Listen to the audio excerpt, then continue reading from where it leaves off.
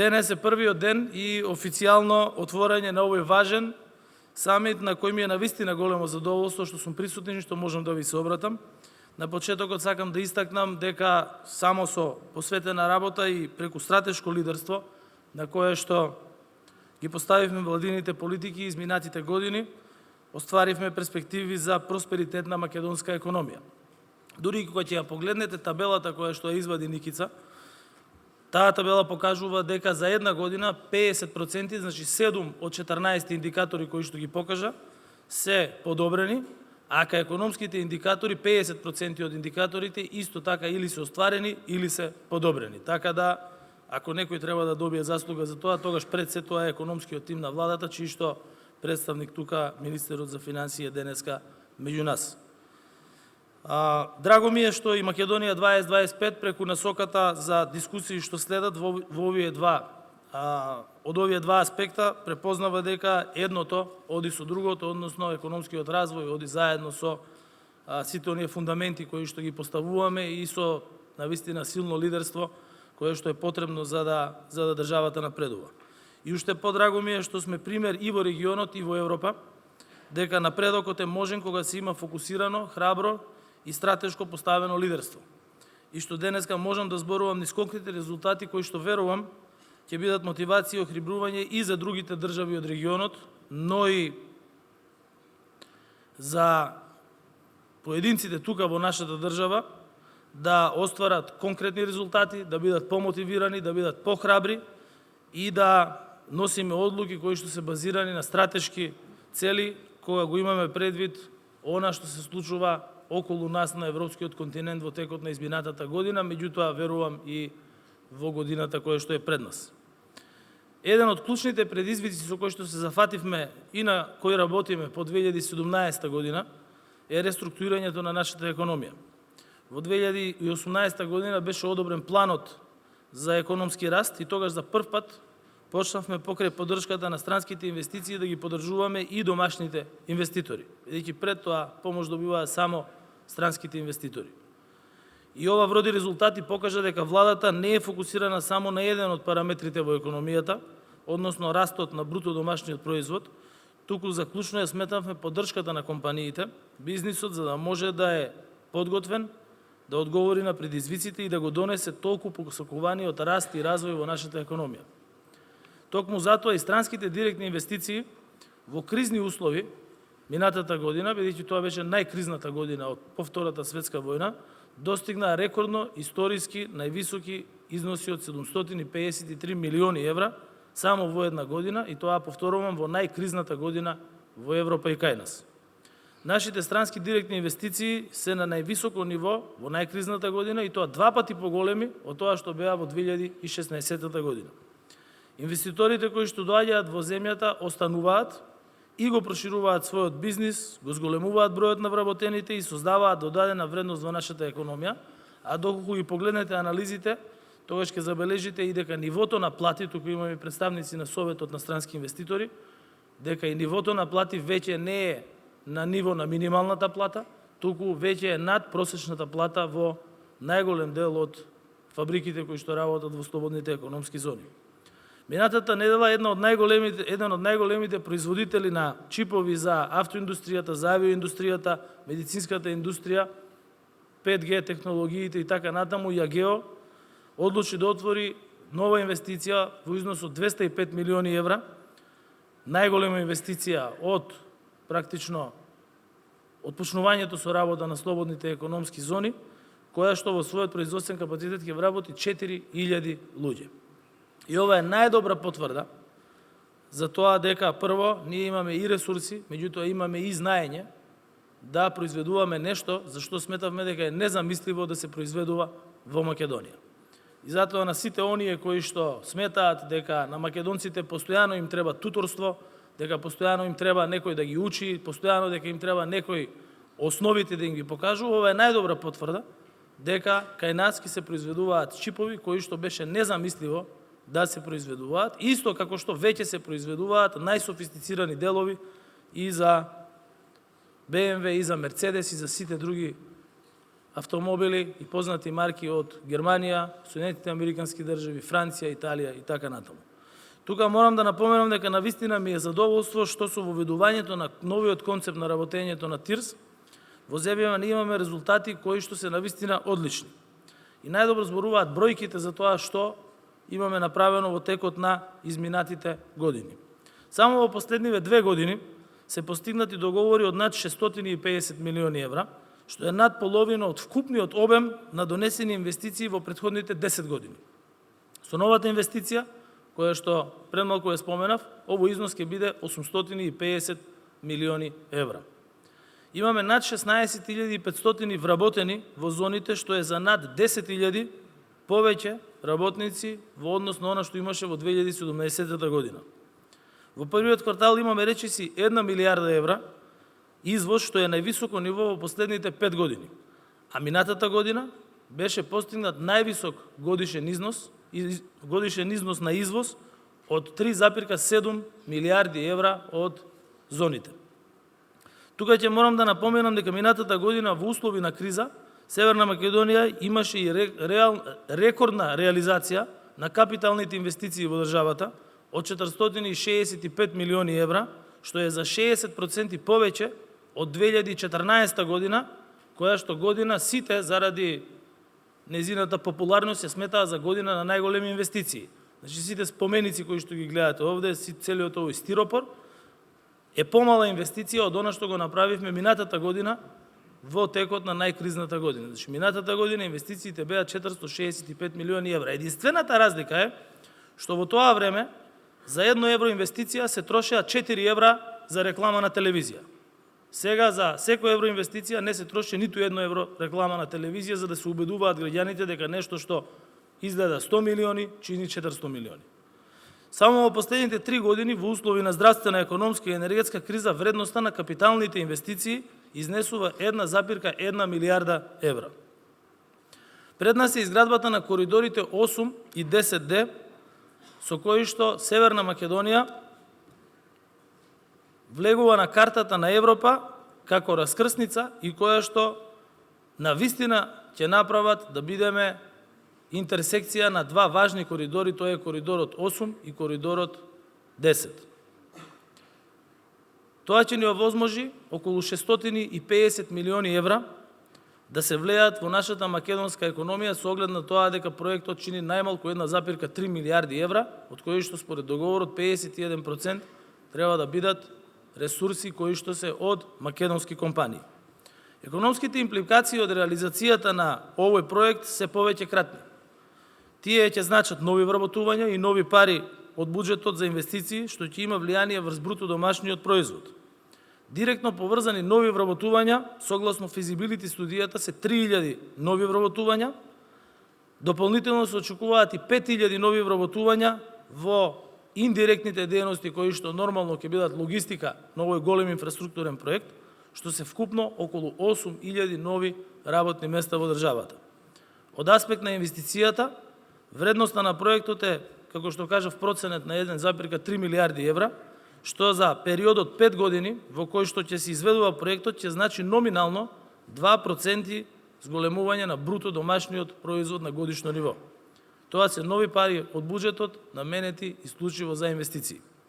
Воедно со планот за заздравување и заврзување на економскиот раст во следниот период ќе се преземат мерки кои ќе го забрзаат растот на 10 годишниот просек од 2,5% и планот се однесува на поттикнување на раст на јавни и приватни инвестиции, како и фискална консолидација.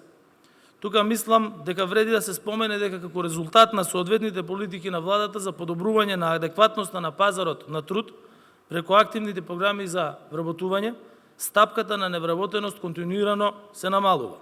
И во изминатите години е намалена за 8% поени, додека стапката на вработеност кумулативно за истиот период е зголемена за 9,5%.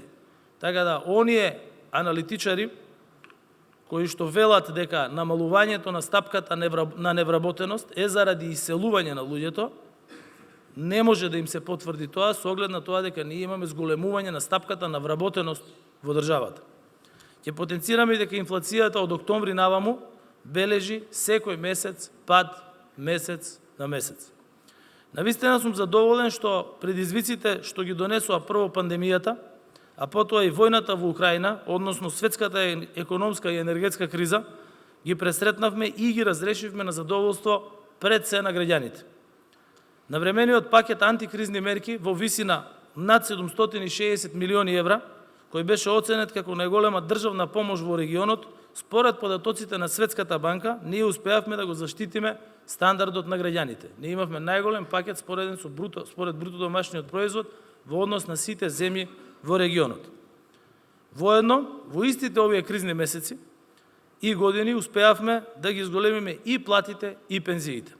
Денес минималната плата е над 20.000 денари, што е над 100% изголемување во однос на 2016 година. Обезбедивме континуирано зголемување на просечната плата и ги зголемивме и пензиите. Во март 2023 година, споредено со март 2016 година, просечната пензија се зголеми за 47%, додека минималната пензија се зголеми за 60%. Само со ваков одговорен пристап се можни вакви подобрувања во ваков краток период. Сакам да напоменам дека сме единствена влада досега која плански располага со средствата и во целост ги користи парите од ИПАРД програмите, тоа се европските фондови за развој на земјоделството и во развивање на земјоделството. Лани инвестиравме 100% од достапните средства, за разлика од изминати години кога не се успеваше ниту 50% да бидат инвестирани од ИПАРД средствата во државата, а за оваа година Европската Унија додели на нашата држава 60% поголем износ во однос на она што беше доделено минатата година. Ги зголемивме и домашното производство на електрична енергија во услови на светска криза и од Република Северна Македонија почнавме да создаваме зелен енергетски хаб во Европа. Како одговор на влада донесовме нова стратегија и за развој на енергетиката до 2040 година, која што целосно е заснована на Европскиот зелен договор и веќе ја спроведуваме оваа стратегија во земјата, бидејќи нашиот приоритет е транзиција на енергетскиот сектор и негова независност. Во кризни услови успеавме да придонесеме кон зголемување на интересот за инвестиции во обновливи извори на енергија и во рок од една година, значи до 31 март оваа година, од првиот ден на мандатот на мојата влада, имаме 192 мегавати инсталирани капацитети за производство на електрична енергија од обновливи извори на енергија. За земја од 1,8 милиони луѓе, ова навистина е голем капацитет за производство на енергија од обновливи извори на енергија. Во 15 месеци, нашата регулаторна комисија за енергетика издаде 400 лиценци за изградба на електрани од обновливи извори на енергија и со ова ние денес може да ги покриеме потребите на 10 македонски града со просечна потрошувачка на електрична енергија на граѓаните. Оваа 2023 година очекуваме да започне и изградбата на гасниот интерконектор со Грција, со кој што се приклучуваме на трансјадранскиот гасовод и ќе добиеме газ како од Азербејџан, така и од другите држави кои што продаваат и земен и ЛНГ газ. А со добрососедските политики овозможивме изголемена функционалност, проширување на капацитетот на единствениот постојан гасоводен интерконектор Кюстендил-Жидилово, со што го олеснивме и овозможивме пристапот до газ на државата, освен едниот единствен извор кој што го имавме во изминатите 20 години, да сега можат и од други извори да бидат снабдувани нашите корисници и потрошувачи на газ. Пред да се осврнам на потенцијалите за регионалната соработка и економските придобивки од истата, сакам да го напоменам процесот на дигитализација на државата. Пред 10 дена ја промовиравме програмата за дигитализација Digital Era на Министерството за информатичко општество, како и сите активности кои што се потребни за реализација на дигитализацијата на процесите во нашата држава. Имплементацијата на овие активности преку дигитализација ќе доведе прво до подобрување на услугите за граѓаните, поголема ефикасност на институциите, преку што ќе се влие на намалување на корупцијата и креирање на побезбедна дигитална околина за граѓаните. Месецот ја промовиравме и АДА, првиот дигитален асистент за јавниот сектор базиран на вештачка интелигенција, кој е прв во регионот, со кој имаме солидна искористеност.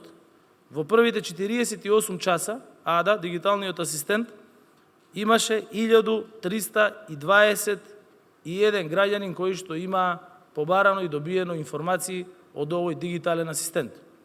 Воедно во план е да се основа и Агенција за дигитализација, со што ќе се овозможи дигитализирана јавна администрација, која ќе влијае на ефективноста, транспарентноста и отчетноста на управувањето и ќе се придонесе кон стабилен економски раст во земјата.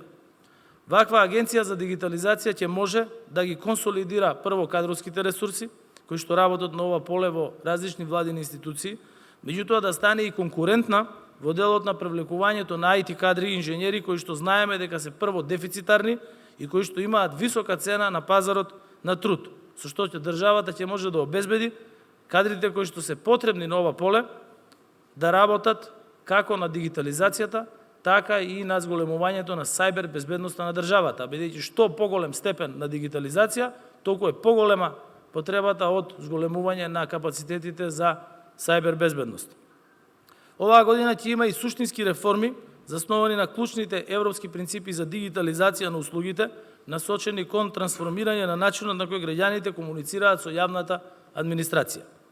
Паралелно со процесите на дигитализација се подржуваат и процесите кои ќе се реализираат преку неколку стратегии, како што е стратегијата за информацијски и комуникацијски технологии, Националната стратегија за сајбер безбедност, стратегијата за реформа на јавната администрација, како и усогласувањето на нашата законска регулатива со регулативата на Европската Унија во однос на медиумите.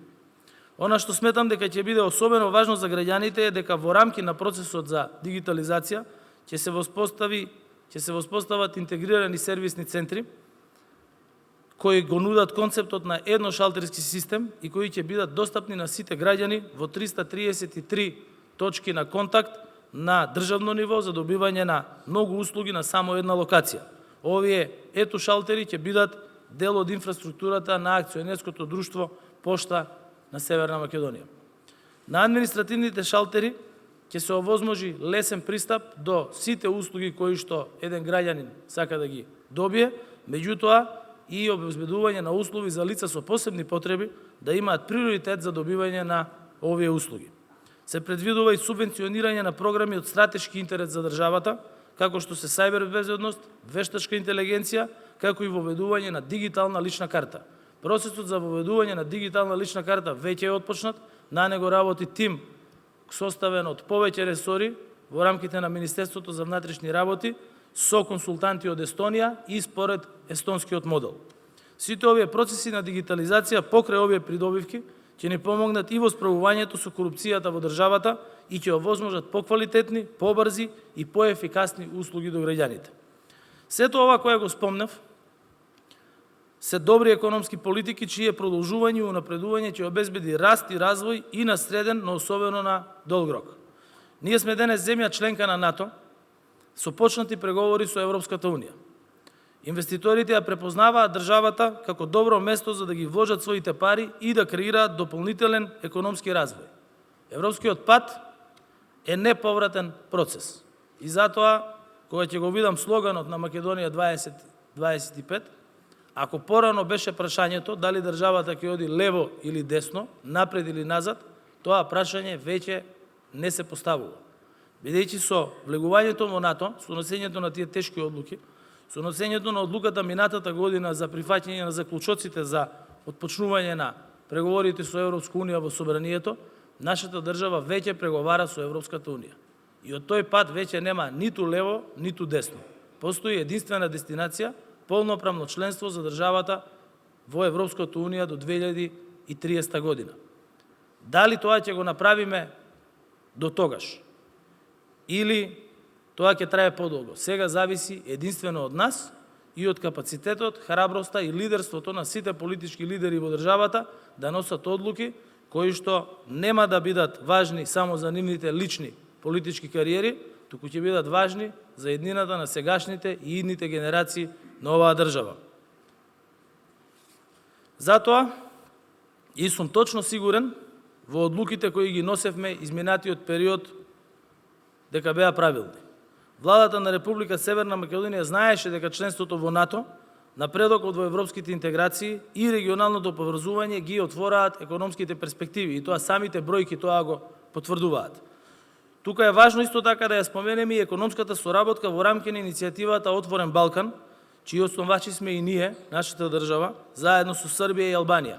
Трговијата на Северна Македонија со Србија во 2020 година, во споредба со 2019 година, откако започна иницијативата, е зголемена за 53%. Исто така трговската размена на Србија е зголемена со Северна Македонија. 40% е зголемена трговската размена на Северна Македонија со Албанија, а зголемена и размената на Албанија со Северна Македонија. Вкупно, размената помеѓу трите држави за овој краток период е зголемена за 25%. И се покажа дека пречките кои ги имаме на границите практично ги стопираат луѓето да водат бизнис, да работат помеѓу себе и да комуницираат помеѓу себе. И затоа, јас и тука ќе ја повторам онаа изјава која што ја дадов во Италија, тоа е дека не постои поидиотска работа од границите кои што постојат на Балканот. Бидејќи ние сме биле единствени држави кои што помеѓу себе немале граници, а денес сме единствени држави кои што помеѓу себе имаат граници. Ако излезете на север од Србија до Скандинавија, граници нема. Ако излезете на запад од Србија до Лисабон, граници нема. Единствени граници кои што останаа во Европа се границите помеѓу државите кои што помеѓу себе немаа граници. И она на што треба сите заедно да работиме во регионот е укинување на границите помеѓу нашите држави. Со единствениот електронски систем за наплата на патарините помеѓу Северна Македонија и Србија, и во иднина и со Албанија, и со отворениот идентификацијски број на личните карти за секој вработен, да може веднаш да почне да работи од една во друга земја, ние ќе обезбедиме сериозен економски раст и развој и во земјата и во регионот. Оваа регионална соработка е нешто навистина оригинално, автентично, базирано на добра верба, добра волја и добрососедски односи помеѓу нашите три земји.